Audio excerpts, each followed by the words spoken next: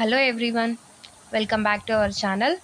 So మనమైతే మన క్లాసెస్లో సైకాలజీకి సంబంధించిన పెరుగుదల వికాసంలోని అంశాలు, పరిపక్వతకు సంబంధించిన భావనలు ఇవన్నీ కూడా ఫస్ట్ క్లాస్లో చెప్పేసుకున్నాం. తర్వాత వికాస సూత్రాలు చెప్పేసుకున్నాం. తర్వాత వికాసాన్ని ప్రభావితం చేసే కారకాల గురించి కూడా చెప్పేసుకున్నాము. సో ఈరోజు అయితే ఎలిజబెత్ హార్లాగ్ వివరించిన వికాస దశల గురించి నేర్చేసుకుందాము. క్లియర్గా ఒక్కొక్క దశలో ఏమేమి వికాసాలు జరుగుతాయి అండ్ ఒక వికాసం ఎన్ని దశలలో ఏ విధంగా జరుగుతుంది, అలాగే ఒక్కొక్క దశలో ఎన్ని వికాసాలు జరుగుతాయి అనేది క్షుణ్ణంగా, నిశితంగా, జాగ్రత్తగా, కన్ఫ్యూజన్ లేకుండా నేర్చేసుకుందాం. ఓకేనా? క్లాస్ అయితే ఎక్కడ స్కిప్ చేయకుండా మొత్తం వినండి, యూస్ఫుల్ ఉంటుంది మీకు. అండ్ ఫస్ట్ టైం చూస్తున్న వాళ్ళైతే ఛానల్ని సబ్స్క్రైబ్ చేసుకోవడం మాత్రం మర్చిపోవద్దండి. అందరూ ఒక లైక్ అయితే ఇచ్చేసేయండి చూస్తున్న వాళ్ళు. ఓకేనా? ఓకే. ఎలిజబెత్ హార్లాగ్ వివరించిన వికాస దశలు వచ్చేసి, ఫస్ట్ దశ వచ్చేసి జైగోట్ నుండి పుట్టుక వరకు, ఇది జననపూర్వ దశ. నెక్స్ట్ పుట్టుక నుండి 2 వారాల వరకు నవజాత శిశువు దశ, లేదా దీన్ని సంధికాలం అని కూడా అంటారు. 2వ వారం నుండి 2 సంవత్సరాల వరకు శైశవ దశ అన్నమాట. 3 సంవత్సరాల నుండి 5 సంవత్సరాల వరకు పూర్వ బాల్య దశ. 6 సంవత్సరాల నుండి 10 లేదా 12 సంవత్సరాల వరకు ఉత్తర బాల్య దశ. 10 నుండి 12 లేదా 13 అంటే 10 లేదా 12 ఇయర్స్ నుండి 13 to 14 ఇయర్స్ వరకు పూర్వ కౌమార దశ. 15 నుంచి 18 సంవత్సరాల వరకు కౌమార దశ. 18 to 40 ఇయర్స్ వచ్చేసి వయోజన దశ. 40 నుండి 60 వచ్చేసి మధ్య వయోజన దశ. 60 సంవత్సరాలు ఆ పైన అంటే మరణం వరకు వృద్ధాప్యం అన్నమాట. ఓకేనా? ఇవి 10 వికాస దశలని ఎలిజబెత్ హార్లాగ్ గారు మనకు వివరించారనమాట. సో జననపూర్వ దశ అంటే ఏంటి అంటే, ఇందులో మళ్ళీ మూడు దశలు ఉంటాయి. అంటే మనకు జననానికి ముందు దశ అంటే తల్లి గర్భంలో ఉన్నప్పుడు బీజ దశ, పిండ దశ, భ్రూణ దశ అనే 3 దశలు ఉన్నాయన్నమాట. బీజ దశ అంటే స్త్రీ నుంచి వచ్చిన అండం, పురుషుడి నుంచి వచ్చిన శుక్రకణం ఫలదీకరణం చెందిన తర్వాత జైగోట్ ఏర్పడుతుంది కదా, అది ఏర్పడిన తర్వాత 2 వారాల వరకు ఉండే దశను బీజ దశ అంటారు. మళ్ళీ 2 వారాల నుండి 2 నెలల వరకు ఉండేది పిండ దశ. 2 నెలల నుంచి పుట్టుక వరకు భ్రూణ దశ అంటారు. ఓకేనా? పిండ దశలో అవయవాలు ఏర్పడతాయి. ఫలదీకరణం చెందిన బీజం వచ్చేసి సంయోగ బీజం, ఆ బీజం వచ్చేసి పిండంలాగా ఏర్పడుతుంది. ఆ పిండమే అవయవాలుగా ఏర్పడుతుంది. తర్వాత ఈ పిండం వచ్చేసి 1/4 ఔన్సుల బరువు ఉంటుంది. 1/2 అంగుళాల ఎత్తు ఉంటుంది. అంటే 1.5 ఔన్సుల బరువు, 1.5 అంగుళాల ఎత్తు. నెక్స్ట్ భ్రూణ దశ వచ్చేసి 2 నెలల నుండి పుట్టుక వరకు అన్నాం కదా. ఇందులో పిండ దశలో అవయవాలు ఏర్పడిన అవయవాలు ఈ భ్రూణ దశలో అభివృద్ధి చెందుతాయన్నమాట. ఓకేనా? ఇది జననపూర్వ దశ అన్నమాట. నెక్స్ట్ వచ్చేసి నవజాత శిశు దశ. ఓకేనా? నవజాత శిశు దశ.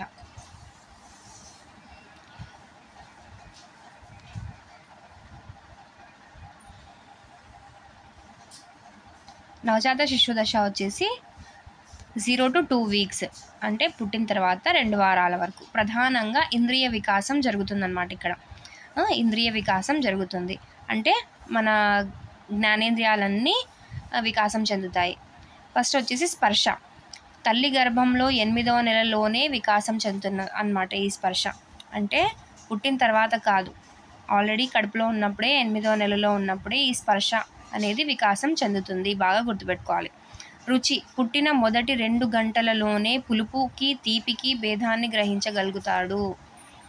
పుట్టిన 2 గంటల్లోనే పులుపుకి తీపికి భేదాన్ని గ్రహించగలుగుతాడు అనమాట ఈ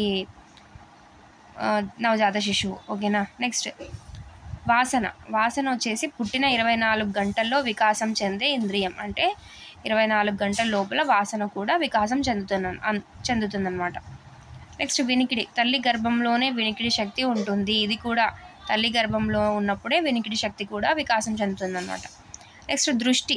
అప్పుడే పుట్టిన శిశువుకి కేవలం 12 అంగుళాల దూరంలో ఉండే వస్తువు మాత్రమే స్పష్టంగా కనిపిస్తుంది. Very important.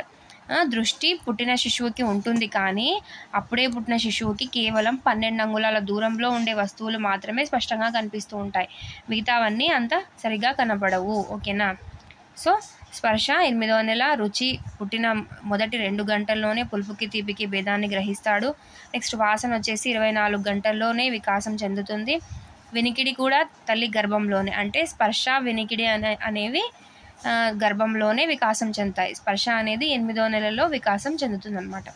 దృష్టి అప్పుడే పుట్టిన శిశువుకి ఓన్లీ 12 అంగుళాల దూరంలో ఉండే వస్తువు మాత్రమే స్పష్టంగా కనిపిస్తుంది. ఓకేనా. పుట్టుకతోనే తల్లి గర్భంలో వికాసం చెందే జ్ఞానేంద్రియం స్పర్శ. 13 నుండి 15 నెలల లోపే పెద్దవారి వలె రుచి మొగ్గలు ఏర్పడతాయి. అంటే 13 to 15 months, అంటే ఒక 1 year బాబుకి శిశువుకి పెద్దవాళ్ళలాగా రుచి మొగ్గలు ఏర్పడతాయి అన్నమాట. ఓకేనా. తల్లి పాలు తల్లి వాసన గుర్తించగలుగుతాడు. నెక్స్ట్ నవజాత శిశువు తల్లి పాలని తల్లి వాసనని గుర్తించగలుగుతాడు అనమాట. తల్లి గొంతుకు ఇతరుల గొంతుకు భేదాన్ని గుర్తించే వికాసం 4వ స్థానంలో ఉంది. ఓకేనా. అంటే ఫస్ట్ వచ్చేసి స్పర్శ అన్నమాట. తర్వాత వచ్చేసి వినికిడి, తర్వాత వాసన, తర్వాత భేదాన్ని గుర్తించే వికాసం. ఇది 4వ స్థానంలో ఉందన్నమాట. ఓకేనా. 1 నెల తర్వాత తెలుపు నలుపు రంగుల్ని గుర్తిస్తాడు. ఒక నెల శిశువు తెలుపు నలుపు రంగుల్ని కూడా గుర్తిస్తాడంట. 2 నెలలకు అన్ని రంగుల్ని గుర్తిస్తాడు. 2 నెలల శిశువు అన్ని రంగుల్ని గుర్తిస్తాడనమాట. 6 నెలలకు కంటికి చేతికి సమన్వయం వస్తుంది. ఇది ఇంపార్టెంట్. కంటికి చేతికి సమన్వయం ఎప్పుడు చెందుతుంది అంటే 6 నెలల వయసులో. ఓకేనా.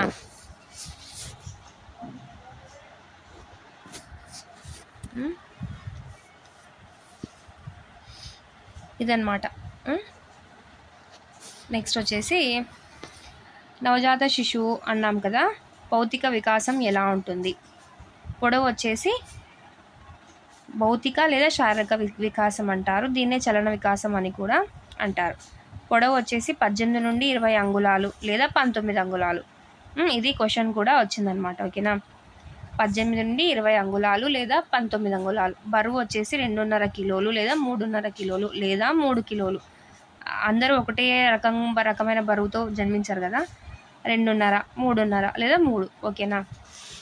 నెక్స్ట్ వచ్చేసి శైశవ దశ. నవజాత శిశువు గురించి తెలుసుకున్నాం కదా. తర్వాత వచ్చేసి శైశవ దశ అన్నమాట. 2 వారాల నుంచి 2 సంవత్సరాల వరకు. ఓకేనా. పెరుగుదల అత్యంత వేగంగా జరిగే దశ ఏది అంటే శైశవ దశ. పెరుగుదల అత్యంత ఎక్కువగా జరిగే దశ ఏది అంటే కౌమార దశ. బాగా గుర్తుపెట్టుకోవాలి. శైశవ దశలో వేగంగా జరుగుతుందండి, అంటే తొందరగా అప్పుడే పుట్టాడు అప్పుడే ఇంత పెద్దగా అయ్యాడా అనేలాగా శైశవ దశ ఉంటే, కౌమార దశ వచ్చేంత వరకు అంత చిన్న పిల్లవాడు అప్పుడే ఇంత ఎక్కువగా పెరిగిపోయాడా అంటే హైట్లో కానీ వెయిట్లో కానీ ఎక్కువగా పెరిగిపోవడం అనేది కౌమార దశలో కనిపిస్తుంది. అంటే ఆ వయసుకు అక్కడితో ఆగిపోతుంది అనమాట, హైట్ వెయిట్. సో అది ఎక్కువగా జరుగుతుందన్నమాట కౌమార దశలో. ఈ దశ పూర్తయ్యే నాటికి, అంటే ఏ దశ, శైశవ దశ పూర్తయ్యే నాటికి శిశువు పుట్టినప్పటికీ 1.5 రెట్లు పెరుగుతాడు.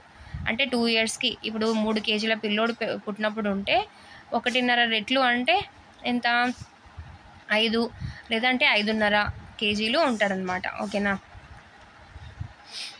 అంటే 2 రెట్లు అనుకుంటే డబల్ వెయిట్ అవుతాడనమాట. ఓకేనా. నెక్స్ట్ వచ్చేసి 15 నెలలు అంటే ఎంత, సంవత్సరం 3 నెలలు. ఓకేనా. 15 నెలలు నిండే నాటికి శిశువు స్వతంత్రంగా నడవగలుగుతాడు. 6 నుండి 8 నెలల కాలంలో ఒక పన్ను వస్తుంది. 1 సంవత్సరానికి 4 నుండి 6 దంతాలు వస్తాయి. శైశవ దశ పూర్తయ్యే నాటికి 16 దంతాలు వస్తాయి. చూడండి, ఇది ఇంపార్టెంట్ అనమాట.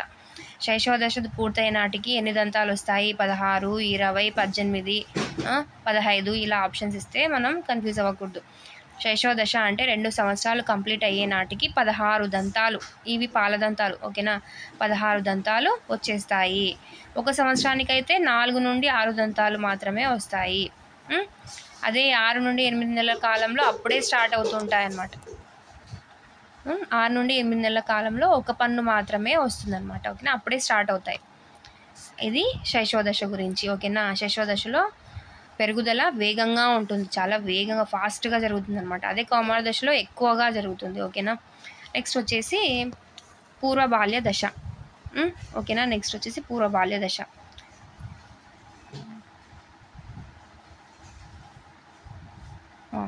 పూర్వ బాల్య దశ వచ్చేసి 2 సంవత్సరాల నుండి 5 సంవత్సరాల వరకు. అంటే ఎన్ని సంవత్సరాలు ఉంటుంది పూర్వ బాల్య దశ అంటే 3 సంవత్సరాలు ఉంటుంది, 2 నుంచి 5 సంవత్సరాల వరకు.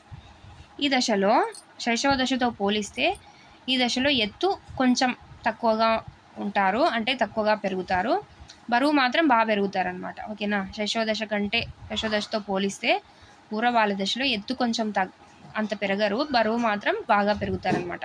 సంవత్సరానికి సగటున 2 నుండి 3 అంగుళాలు పెరుగుతారు. అంటే సంవత్సరానికి 2 నుండి 3 అంగుళాలు పెరుగుతారు.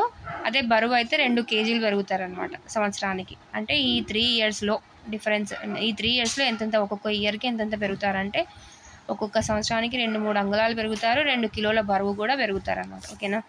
ఈ దశ పూర్తయ్యే నాటికి తల, మొండెం, చేతులు, కాళ్ళు మొదలైనవి స్పష్టంగా ఎదుగుతాయి. అన్ని భాగాలు కూడా ఇక్కడ స్పష్టంగా ఎదుగుతాయి. తద్వారా భవిష్యత్తులో ఆ శిశువు లంబకాయుడుగా, స్థూలకాయుడుగా లేదా మధ్యస్థకాయుడుగా అంచనా వేయొచ్చు. అంటే పూర్వ బాల్య దశలో ఉన్న పిల్లవాడి తల, మొండెం బరువులు అంటే ఈ శారీరక పెరుగుదలని చూసి మనం భవిష్యత్తులో ఆ శిశువు ఎలా ఉంటాడో అనేది అంచనా వేయగలుగుతాం అనమాట. ఓకేనా. ఈ దశ పూర్తయ్యే నాటికి పాలదంతాలు ఊడి శాశ్వత దంతాలు రావడం ప్రారంభమవుతాయి కదా. శిశు దశ కంప్లీట్ అయ్యే లోపలనే మనకి పాలదంతాలు అన్నీ వచ్చేసి ఉంటాయి. ఈ దశలో ఏమవుతాయంటే 1-2 పళ్ళు అలా ఊడి దాని ప్లేస్లో శాశ్వత దంతాలు రావడం స్టార్ట్ అవుతాయి అన్నమాట. ఓకేనా. ఇక్కడ వచ్చేసి సహకార, సంసర్గ, సమాంతర సాంఘిక క్రీడలు ఆడుతూ చలన కౌశలాలను అభివృద్ధి చేసుకుంటాడు. ఎస్, పూర్వబాల దశలో ఉన్న శిశువు ఏం చేస్తాడంట, సహకార అంటే కలిసి ఆడుకోవడము, సంసర్గ ఓకేనా, సంసర్గ, సమాంతర. సంసర్గ అంటే కలిసే విడివిడిగా ఆడుకుంటుంటారనమాట. అంటే ఒకరి టాయ్స్ ఒకరు ఇవ్వరు. అదే సహకారంలో అయితే ఒకరి టాయ్స్ ఒకరు ఇచ్చిపుచ్చుకొని ఆడుకుంటుంటారు. సమాంతర క్రీడ అంటే ఇద్దరు విడివిడిగా ఒకేసారి అంటే కలిసి ఆడుకోరు అనమాట. నీ టాయ్స్ నీవే, నా టాయ్స్ నావే, అసలు కలవకూడదు, అక్కడొకరు ఇక్కడొకరు అలా సమాంతరంగా ప్యారలల్గా ఆడుకుంటున్నారు. సాంఘిక క్రీడలు అంటే అందరూ కలిసి, ఇద్దరే కాదు అందరూ కలిసి ఆడుతూ చలన కౌశలాలు అంటే బాడీ మంచి శరీరానికి కావాల్సిన కౌశలాలను అభివృద్ధి చేసుకుంటారనమాట. ఏ దశలో, పూర్వ బాల్య దశలో. ఓకేనా. 1-2 సార్లు బాగా ఏమేమి ఉన్నాయి, ఏమేమి గుర్తుపెట్టుకోవాలనేవి కంప్లీట్గా చూసుకోవాలన్నమాట. ఓకేనా. నెక్స్ట్ వచ్చేసి ఉత్తర బాల్య దశ అనమాట. ఇది 6 నుండి 10 లేదా 12 సంవత్సరాల వరకు ఉంటుందన్నమాట. 6 నుండి 10 లేదా 12 సంవత్సరాలు. శైశవ పూర్వ దశలతో పోలిస్తే ఈ దశలో ఎత్తు పెరగడం తక్కువ. ఈ దశలో అక్కడ కూడా అంతే కదా, ఎత్తు పూర్వ బాల్య దశలో కూడా ఎత్తు అంతగా పెరగరు. ఓన్లీ శైశవ బాల్య దశలోనే శారీరక అభివృద్ధి అనేది చాలా వేగంగా జరుగుతుందన్నమాట. ఓకేనా. పూర్వ బాల్య దశలో కూడా బరువు ఎక్కువగా పెరుగుతారు, ఇక్కడ కూడా బరువు ఎక్కువగానే పెరుగుతారనమాట. శాశ్వత దంతాలు పూర్తిగా వచ్చే దశ అంటే ఈ ఉత్తర బాల్య దశలో అన్ని పళ్ళు ఊడిపోయి శాశ్వత దంతాలు వస్తాయన్నమాట. 28 దంతాలు.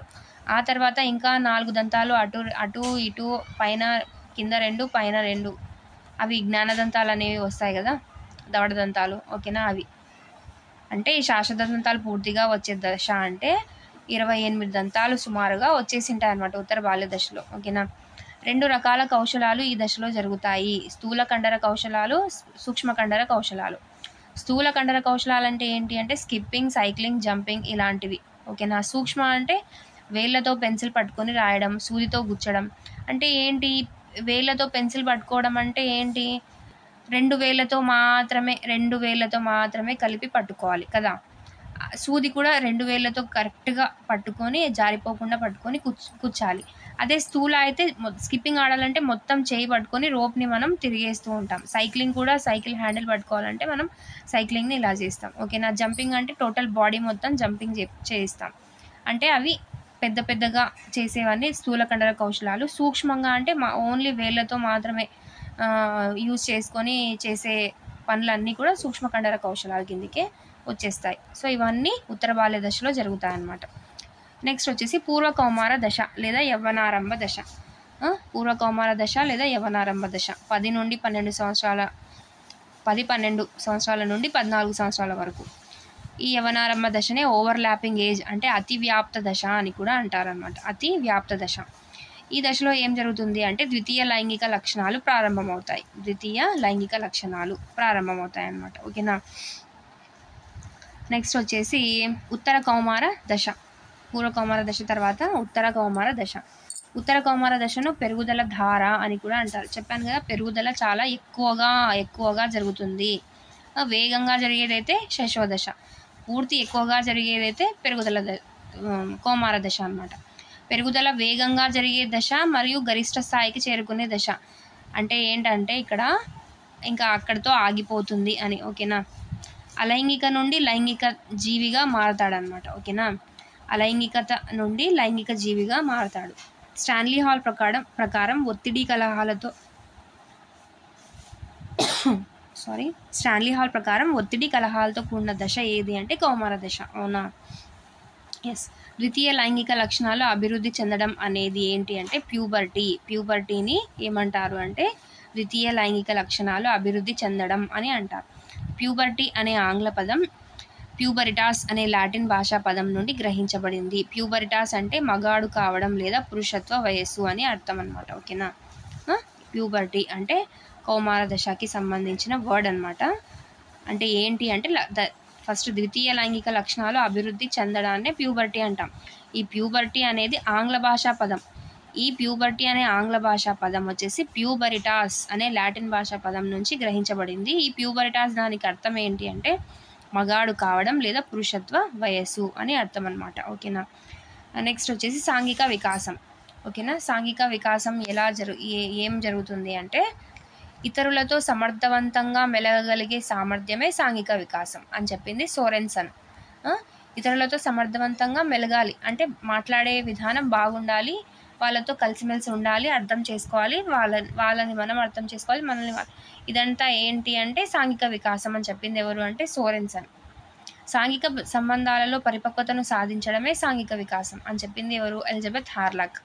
సాంఘిక సంబంధాలతో పరిపక్వతను అంటే ఆ సొసైటీలో ఏర్పరచుకున్న బంధాలని గ్రహించగలిగి మనం ఒక మెచ్యూర్డ్ పర్సన్ లాగా మెచ్యూరిటీని సాధించడం అనేదే సాంఘిక వికాసం అని చెప్పింది ఎవరు అంటే ఎలిజబెత్ హార్లాక్.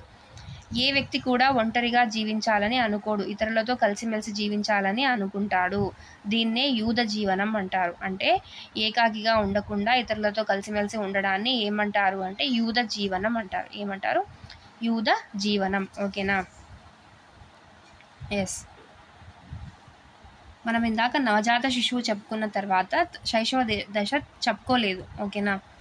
నాకు అక్కడే ఎందుకో చెప్పాలనిపించింది, మళ్ళీ ఒకసారి చూడండి.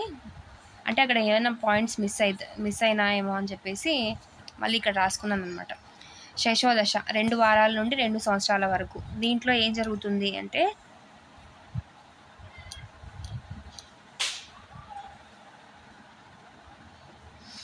శిశువు తల్లిని చూసి గుర్తుపట్టి నవ్వడం తొలి సాంఘిక చర్య. ఓకేనా. తల్లిని చూసి గుర్తుపట్టి నవ్వడం అనేది తొలి సాంఘిక చర్య. ఇది శైశవ దశలోనే జరుగుతుంది, 2-3 నెలల వయసులో. ఓకేనా. తల్లిని కాకుండా ఇతర వ్యక్తులను గుర్తుపట్టి నవ్వడం కూడా జరుగుతుంది 6 నుండి 7 నెలల వయసులో. 6 నుండి 7 నెలల వయసులో. పెద్దలు ఏదైనా ఆక్షేపిస్తే కోపంగా చూడడం 18 నెలల వయసులో. ఓకేనా. అప్పటికే అర్థమైపోతుంటాయి వాళ్ళకి.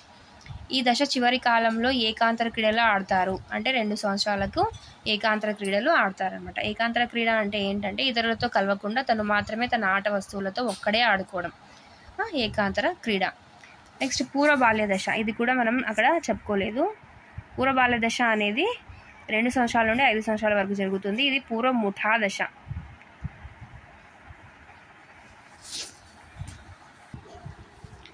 సో ఇంతవరకు మనము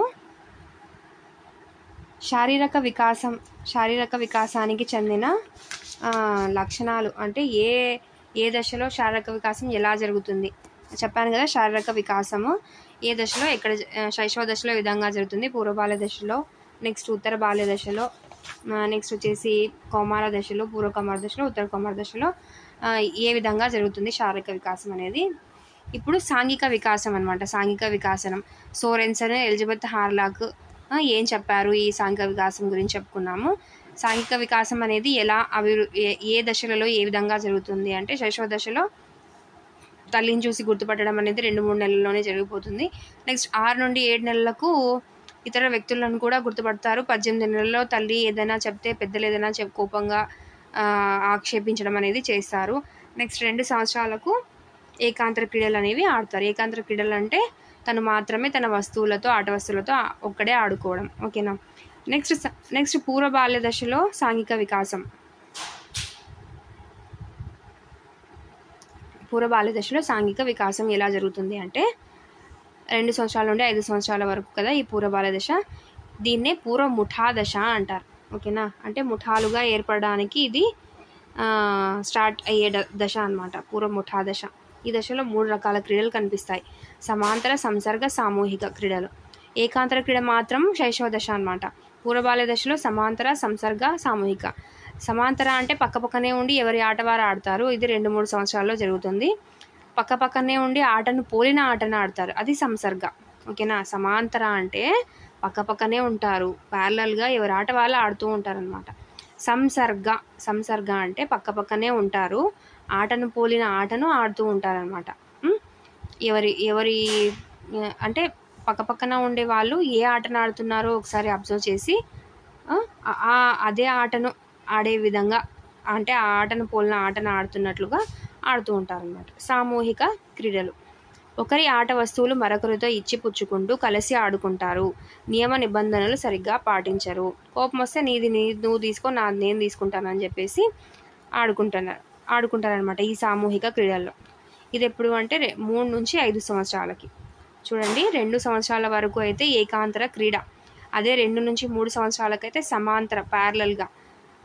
తర్వాత సంసర్గ 3 నుంచి 4 వరకు, అంటే పక్కపక్కనే ఉండి ఆటను పోలిన ఆటను ఆడుతూ ఉంటారు. సామూహిక అంటే ఈ దశ అయిపోయే నాటికి సామూహిక క్రీడలు స్టార్ట్ చేస్తారనమాట. నియమ నిబంధనలు సరిగ్గా పాటించరు. ఓకేనా. నెక్స్ట్ వచ్చేసి ఉత్తర బాల్య దశలో ఏ విధంగా సాంఘిక వికాసం జరుగుతుందంటే 6 సంవత్సరాల నుండి 10 లేదా 12 సంవత్సరాల వరకు ఉంటుంది ఈ ఉత్తర బాల్య దశ. ఇది వచ్చేసి ముఠా దశ అనమాట. పూర్వ ముఠా దశ అంటే పూర్వ బాల్య దశ, ఇది ముఠా దశ. ముఠాలుగా ఏర్పడి సాంఘిక క్రీడల్లో పాల్గొంటారు. ఓకేనా. ఒకే లింగానికి చెందుతారు. ఈ ముఠాలలో గర్ల్స్ అన్నా ఉంటారు, లేదంటే బాయ్స్ అన్నా ఉంటారు. ఓకేనా. కేవలం ఆటలు సరదా కోసం మాత్రమే ముఠాలు ఏర్పడతారనమాట. ఇది ఉత్తర బాల్య దశ. సాంఘిక వికాసం ఏంటి అంటే ఓన్లీ ఆటలు ఆడుకోవడానికి మాత్రమే వాళ్ళ సాంఘిక ఏమంటారు వాళ్ళ సొసైటీ అనమాట, అది ముఠా దశ. గర్ల్స్ అన్నా ఉంటారు, లేదంటే బాయ్స్ అయినా ఉంటారు. ఓకేనా. కౌమార దశ. గ్యాంగ్స్ ఏర్పడతారనమాట ఈ కౌమార దశలో. అంటే ఈ గ్యాంగ్స్ ఏర్పడడానికి బీజం ఎక్కడ ఏర్పడింది అంటే ఉత్తర బాల్య దశలో ఏర్పడింది. ఆ గ్యాంగ్స్ వేరు, ఓన్లీ ఆడుకోవడానికి. ఇక్కడ మాత్రం వేరే గ్యాంగ్స్. ఏ విధమైన గ్యాంగ్స్ అంటే వీరికి ఒకే విధమైన సామూహిక ఆలోచనలు కలిగి ఉంటాయి. అప్పుడే వీళ్ళు ఒక గ్యాంగ్ లాగా ఏర్పడతారనమాట. అందరూ ఒకే ఆలోచనకి చెందుతారు కదా. నెక్స్ట్ ఒకే విధమైన అలవాట్లు, ఒకే విధమైన అభిరుచులు, ఒకే విధమైన వైఖరి, ఇలా ఉండే వాళ్ళందరూ ఒక గ్యాంగ్ లాగా ఏర్పడతారనమాట. సాంఘిక సామాజిక సేవలు కూడా చేస్తూ ఉంటారు వీళ్ళు. సంఘ విద్రోహ కార్యక్రమాలలో పాల్గొంటారు. అంటే మంచికైనా ఒక గ్యాంగ్ ఏర్పడుతుంది ఈ కౌమార దశలో. చెడు చేయడానికి, సంఘ విద్రోహ కార్యక్రమాలకి చేయడానికి కూడా ఈ కౌమార దశనే రీజన్ అవుతుంది అనమాట. ఈ దశలో స్నేహితులకు అధిక ప్రాధాన్యతనిస్తూ తల్లిదండ్రులకు కూడా ఎదురు తిరుగుతారు కదా. ఏమ్రా ఇంతసేపు బయట అంటే నీకేం తెలుసు, నేను నా ఫ్రెండ్స్తో కలిసి బయటికి వెళ్ళాలి, అది చేయాలి ఇది చేయాలి అని ఇంకా కావాల్సి వస్తే అబద్ధాలు కూడా చెప్పి స్నేహితులతోనే అధిక ప్రాధాన్యతనిస్తూ వాళ్ళతోనే గడపడానికి ఇష్టపడే దశ అన్నమాట ఇది. ఓకేనా. అబ్బాయిలలో పెద్ద గ్యాంగ్స్ ఉంటాయి కానీ బంధాలు బలహీనంగా ఉంటాయంట. అంటే అంత రిలేషన్షిప్ బాగుండదు అనమాట అబ్బాయిలలో. అమ్మాయిలలో చిన్న సమూహాలు ఉంటాయి కానీ బంధాలు మాత్రం బలంగా ఉంటాయి. నెక్స్ట్ నాయకారాధన, వ్యక్తి పూజ కనబడు దశ. ఈ ఏజ్లో ఒకరిని ఆరాధించడం స్టార్ట్ చేస్తే ఇంకా వాళ్ళు ఏం చెప్తే అది రైట్, వాళ్ళు ఏం చేస్తే అది కరెక్ట్ అనమాట. అలా ఉంటుంది ఈ దశలో, కౌమార దశలో. సో ఇది సాంఘిక వికాసానికి సంబంధించిన అన్ని దశల్లో ఏమేం జరుగుతుంది అనేది. ఓకేనా. నెక్స్ట్ వచ్చేసి ఉద్వేగ వికాసం. ఉద్వేగ వికాసం అన్ని దశలలో ఎలా జరుగుతుంది. ఓకేనా. ఉద్వేగం అంటే ఏంటి? ఎమోషన్ కదా. ఉద్వేగం, ఎమోషన్ అనే ఆంగ్ల పదం ఎమోవీర్ అనే లాటిన్ పదం నుంచి వచ్చింది. ఎమోవీర్, EMOVER. ఓకేనా. ఎమోవీర్ అంటే ఏంటి అంటే కలయబెట్టిన మానసిక స్థితి లేదా ఉద్రేక స్థితి. అంటే మనసులో చాలా అంశాల గురించి ఎక్కువగా ఆలోచించి ఒక్కసారిగా మనసు అనేది మెదడు అనేది కలియబెట్టే స్థితిలోకి వెళ్ళిపోతుంది అనమాట. ఓకేనా. అనుభూతులు గాఢమై ఉత్తేజపూరితమైనప్పుడు కలతపడిన ఒక మానసిక స్థితి మన ప్రవర్తన ద్వారా గుర్తించడం, వ్యక్తపరచడాన్నే ఉద్వేగం అంటారు. అనుభూతులు గాఢమై అంటే మన ఎక్స్పీరియన్సెస్ అన్నీ కూడా ఒకసారి ఎక్కువైపోయి ఉత్తేజపూరితమైనప్పుడు కలతపడిన ఒక మానసిక స్థితి. అంటే ఏదైనా నెగిటివ్ సిచ్యువేషన్స్ జరిగింటాయి కదా, సో అప్పుడు మన మానసిక స్థితి మన ప్రవర్తన ద్వారా గుర్తించబడుతుంది అనమాట, లేదా వ్యక్తపరచడాన్ని ఉద్వేగం అంటారు. అంటే కోపం తెచ్చుకోవడము, లేదంటే సైలెంట్గా అయిపోయి ఎవరితోనూ ఏమీ చెప్పుకోకపోవడము, మాట్లాడకపోవడము, లేదంటే మరీ కోపం అయిపోయి అందరి మీద కోపాన్ని ప్రదర్శించడం అనేది మన ప్రవర్తన ద్వారా అవతల వ్యక్తికి తెలియపరుస్తాం అన్నమాట మనం. సో ఉద్వేగాలు అంటే 2 రకాలన్నమాట. అవి అనుకూలమైనవి అంటే ఆనందకరమైన ఉద్వేగాలు ఎలా ఉంటాయి అవి అంటే సంతోషము, ఆనందము, జాలి, ప్రేమ ఇవన్నీ కూడా అనుకూల ఉద్వేగాలు, ఆనందాన్ని కలగజేస్తాయి. అలాగే ప్రతికూల ఉద్వేగాలు అంటే విచారకరమైనవి. ఇవి బాధ, దుఃఖం, కోపం, భయం వీటిని ప్రదర్శిస్తాయి అన్నమాట ఈ ఉద్వేగాలు. అసలు ఉద్వేగాలకు మూలం అనేది ఒక వ్యక్తి పుట్టుకతోనే వచ్చిన సహజ ప్రవృత్తులైన సహజాతాలు. ఉద్వేగాలకు మూలం ఏంటి అంటే మనలో ఉన్న సహజాతాలు. మనకు ఆ సహజాతాలు ఎక్కడి నుంచి వస్తాయంటే మన పుట్టుకతోనే వచ్చింటాయి అన్నమాట ఆ సహజాతాలు. అందుకే అవి సహజ ప్రవృత్తులు. అన్ని ఉద్వేగాలకి మూలమైనవి సహజాతాలు. అంటే అనుకూలమైన ప్రతికూలమైన ఉద్వేగాలకి మూలం అంటే సహజాతాలు అన్నమాట. వ్యక్తి యొక్క ప్రతి ఉద్వేగం ఏదో ఒక సహజాతాన్ని అనుసరిస్తూ ఉంటుంది. అంటే ఏ ఉద్వేగమైనా ఒక సహజాతాన్ని అనుసరిస్తూ ఉంటుంది అని చెప్పింది ఎవరు అంటే మెక్డోగల్.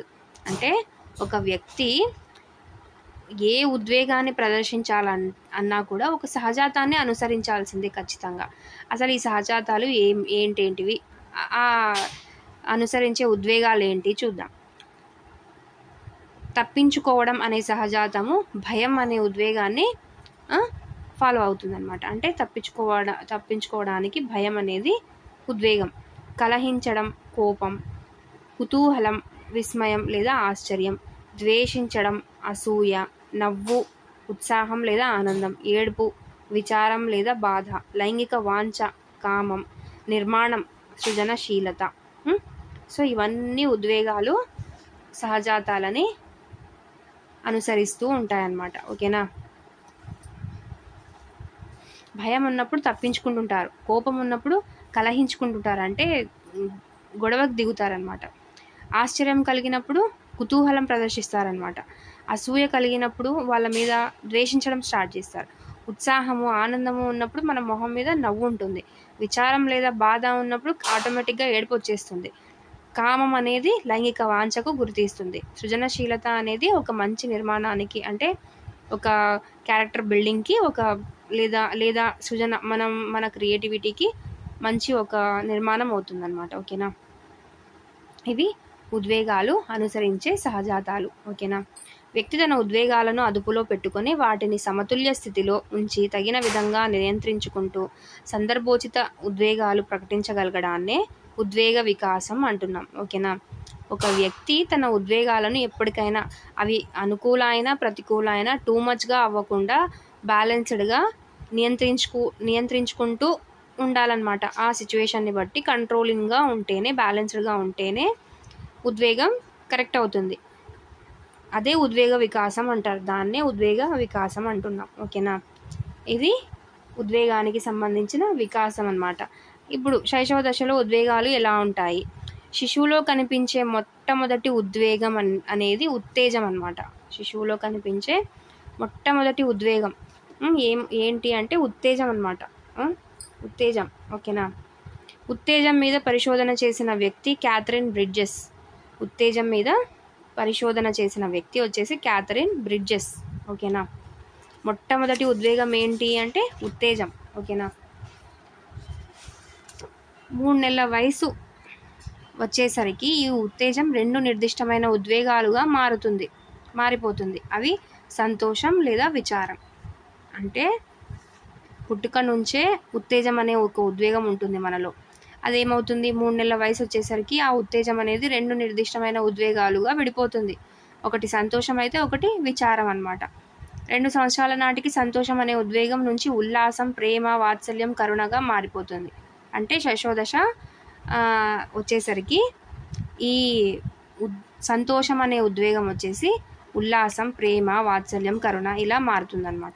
అదే 2 సంవత్సరాల నాటికి విచారం నుంచి భయం, కోపం, అసూయ అనే నిర్దిష్టాలుగా మారిపోతాయి. అంటే పాజిటివ్ అయితే పాజిటివ్, నెగిటివ్ అయితే నెగిటివ్. ఓకేనా. వాట్సన్ ప్రకారం శిశువులో ప్రాథమికంగా ఉండే ఉద్వేగాలు సంతోషం, కోపం, భయం. వాట్సన్ ప్రకారం శిశువులో ప్రాథమికంగా ఉండే ఉద్వేగాలు సంతోషం, కోపం, భయం అన్నమాట. ఓకేనా. ఈ ఉద్వేగాల నుండే మిగతా అన్ని ఉద్వేగాలు ఏర్పడతాయి అని వాట్సన్ చెప్పాడనమాట. ఓకేనా.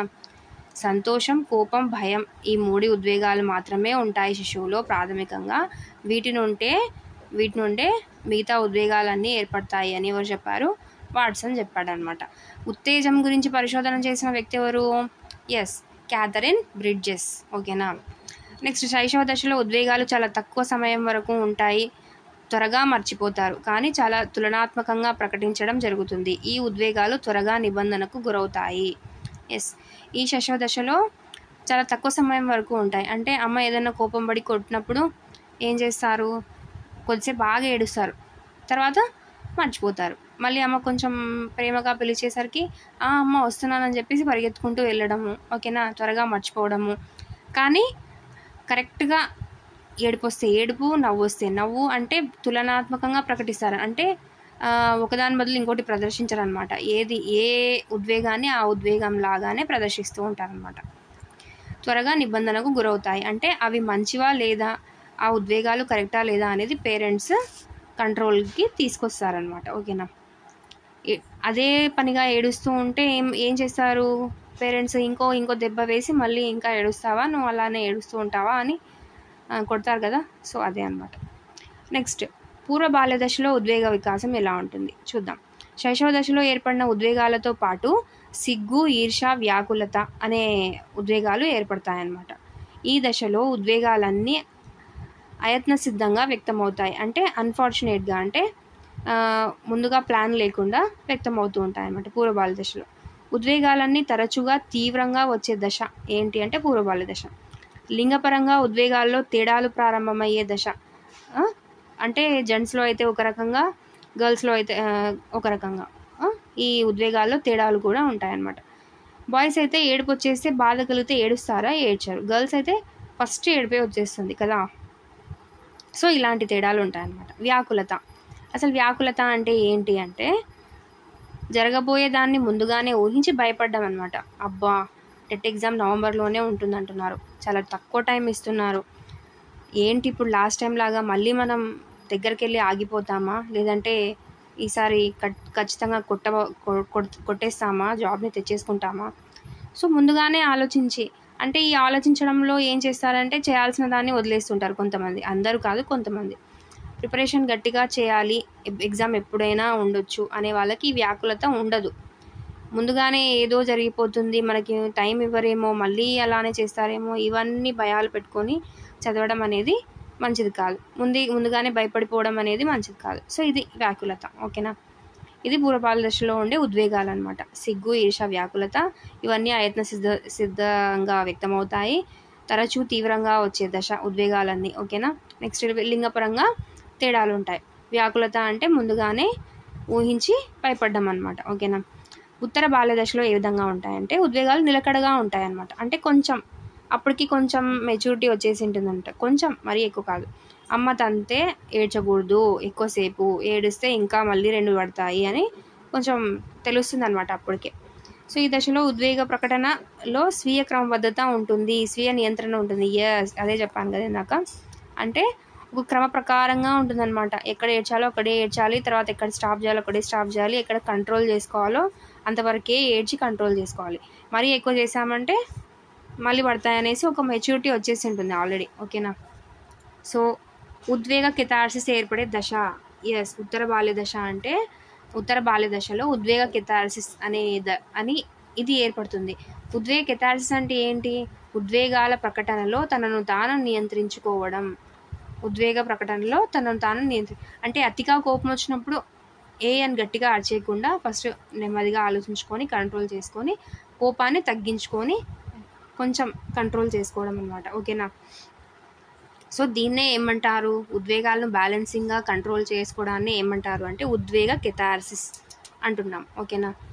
ఇది ఉత్తర బాల్య దశలోని ఉద్వేగాల వికాసం అనమాట. నెక్స్ట్ కౌమార దశలో ఎలా ఉంటుంది అంటే అసలు ఈ కౌమార దశ అంటేనే ఒత్తిడి, కలహాలతో, సంచలనాలతో కూడుకున్న దశ అని స్టాన్లీ హాల్ మనకు చెప్పారనమాట. అంటే ఎప్పుడు కూడా ఒత్తిడి, కలహాలు, సంచలనాలు అంటే ఒక స్థిరత్వం ఉండదన్నమాట ఈ దశలో. అన్నీ గందరగోళంగా ఉంటాయి అని చెప్పింది ఎవరు అంటే స్టాన్లీ హాల్ ఎవరు అంటే శిశు మనోవిజ్ఞాన శాస్త్ర పితామహుడు. ఓకేనా? శిశు అంటే child psychology, father of child psychology అంటాం స్టాన్లీ హాల్ని. ఓకేనా? ఉద్వేగపరంగా ఇది అతి సంక్లిష్టమైన దశ. అంటే చెప్పాను కదా, ఒక ఉద్వేగం ఉండదు, అన్ని కలయబెట్టుకొని అది కూడా మళ్ళీ నెగిటివ్స్ ఉంటాయన్నమాట. అన్ని ఒత్తిడి, కలహాలు, సంచలనాలు అంటే పీస్ఫుల్గా ఉండలేం. సంక్లిష్టమైన దశ అన్నమాట. ఉద్రిక్తమైన ఉద్వేగ తత్వంతో కూడుకున్న దశ అంటే ఉద్రిక్తం ఎక్కువ. సో ఇలాంటి యత్నపూర్వక ఉద్వేగాలు ఈ దశలో కనిపిస్తాయి. అయత్నపూర్వంగా కనిపించేది ఎక్కడ? పూర్వ బాల్య దశలో. ఉద్వేగ కెథార్సిస్ ఎక్కడ కనిపిస్తుంది? ఉత్తర బాల్య దశలో. అదే యత్నసిద్ధంగా అంటే ఆల్రెడీ మనకి తెలుసు ఆ ఉద్వేగం ఎలా అవుతుంది అనేది, అయినా కూడా ప్రదర్శిస్తుంటాం అనమాట. అంటే యత్నపూర్వక ఉద్వేగాలు ఈ దశలో కనిపిస్తూ ఉంటాయి. ఉద్వేగ అపసవ్యత ఏర్పడే దశ అంటే ఎలా పడితే అలా, కోపం పడితే ఎలా పడితే అలా, అంటే ఒక కంట్రోల్నెస్ ఉండదన్నమాట మనిషిలో. ఇది అనియంత్రిత దశ అన్నమాట. ఈ కౌమార దశలో ఈ ఉద్వేగం అనేది అనియంత్రంగా ఉంటుందన్నమాట. ఓకేనా? ఒక్కొక్క ఉద్వేగము ఎవరెవరు ఏం చెప్పారు అనేది క్లియర్గా ఇచ్చారు చూడండి. భయం గురించి పరిశోధించినది లోటస్. పెద్ద పెద్ద శబ్దాలు, అపరిచిత వ్యక్తులు, జంతువులు, వీటి వల్ల భయం ఏర్పడడం. దేనివల్ల? కారణం ఏంటి భయానికి అంటే పెద్ద పెద్ద శబ్దాల వలన, అపరిచిత వ్యక్తులు కనిపిస్తే భయపడడం, జంతువులు కనిపిస్తే భయపడడం. ఓకేనా? ఉద్వేగ ప్రతిస్పందన అంటే ఇది జరిగితే ఏం చేస్తారు అంటే ఏడవడం, పారిపోవడం, ఊపిరి బిగబట్టుకోవడం. భయం వస్తే ఈ ఉద్వేగాలు ఏర్పడతాయన్నమాట. అంటే ఏంటి? ఏడవడం, పారిపోవడం అక్కడి నుంచి, లేదంటే ఊపిరి బిగబట్టుకోవడం, పెద్ద పెద్ద శబ్దాలు వినిపిస్తే గట్టిగా ఏడ్చడం, అపరిచిత వ్యక్తులు కనిపిస్తే పారిపోవడం అక్కడి నుంచి, జంతువులు కనిపిస్తే ఊపిరి బిగబట్టుకోవడం, ఏం చేస్తాయో అవి అని. నెక్స్ట్ కోపం వచ్చినప్పుడు, దీని మీద పరిశోధన చేసిన వ్యక్తి రికెట్స్ అనమాట. కారణం ఏంటి అంటే ఈ కోపం ఎందుకు వస్తుంది, కారణాలు ఏంటి అంటే అడిగింది ఇవ్వకపోవడం వలన, ఇష్టమైన పని చేయనీయకపోవడం వలన, అండ్ కొద్దిగా అరవడం, పెద్దగా అరవడం, కింద పడి దొరలడం, వస్తువులను విసిరేయడం. ఓకేనా?